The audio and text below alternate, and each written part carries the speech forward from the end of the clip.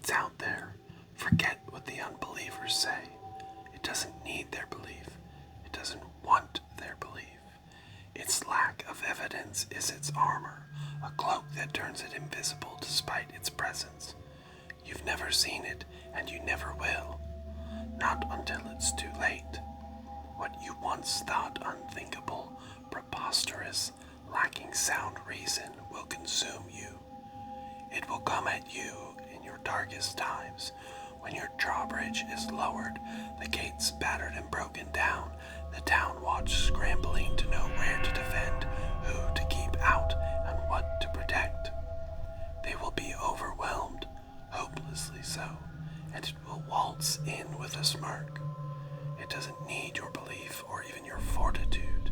It just needs an opening. And when it sees that opening, it will pry it, slowly if it must, like a whisper in your mind, raising doubt, suspicion, and fear, but never giving it a name. It doesn't need to do much. Life does plenty to you. It only needs to give a slight bump, a nudge here and there when you are confronted with reality's impartial choices, and soon you are headed down the path unwittingly. Its eyes are on you, its soul hungry for yours. It doesn't seem right that you should do so much of the work, that it should sneak in like a thief in the night at the 11th hour to claim control. But that's just how it is. And what's worse is that in the end, when you do give in, when suddenly the horror has a name and uncoils before you in the light, unabashed of its hideousness, it won't matter at that point. Your soul will no longer be your own, and it will begin to feast on it. Your fears will drip down its chin, your anger filling its belly.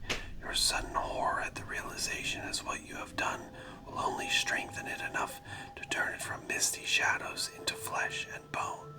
The infestation will begin. Your mind will cloud, already turned over to the darkness. Your bones will ache and your skin peel and burn.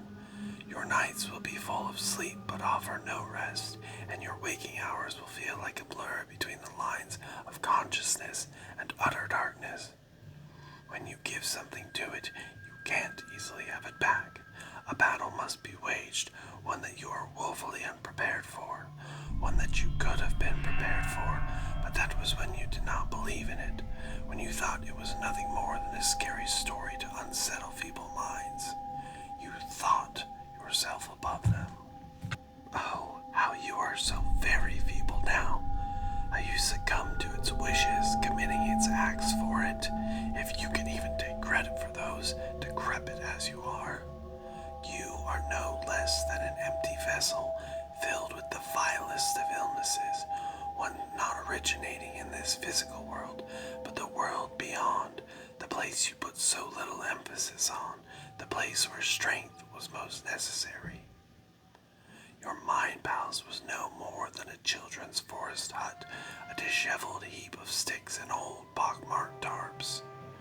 How pathetic you were, thinking your physical body could endure so much, not realizing that it wears you down where you are weakest.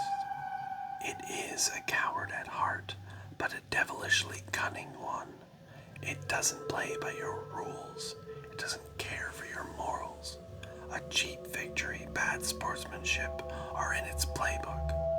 It cares only for your soul in the most twisted way it can, another vessel to inhabit and dominate.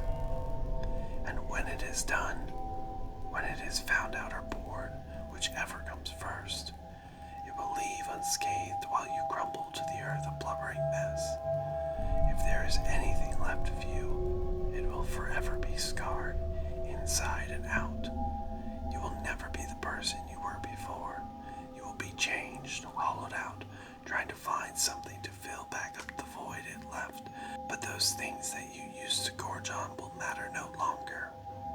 It is out there, and if you have the stamina and fortitude to recover it all, you will seek to spread the word to anyone who will listen, to warn them with fervid conviction of the horror that is out there waiting for them. And they will laugh. How silly, they will say. They will brand you insane, blame anything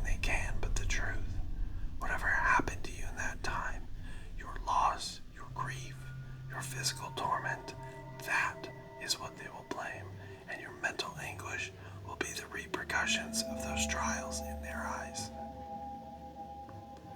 When you try to shift the blame to unmask it, they will simply call you too weak to face your own reality, not knowing how ironic that is.